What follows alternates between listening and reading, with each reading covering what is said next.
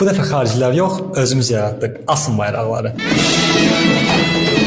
Koders Azərbaycanın Data Science tələbələri tədris sonunun müddətinə 1 ay qalmış AI tərkibli machine learning modellərindən istifadə edərək 3 fərqli problemi həll yolu tapdı.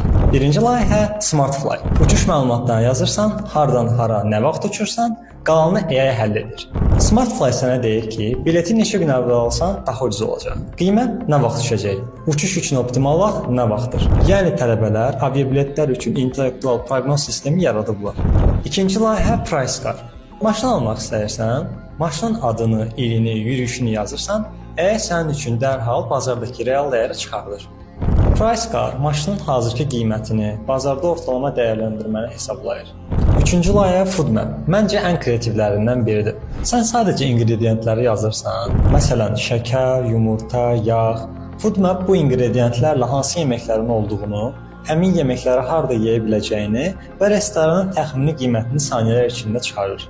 5 aylıq Data Science proqramının 4-cü ayında bu tipli AI həllərini yaradan tələbələri görmək çox qürur vericidir. Tək ki belə xəbərlər çox olsun.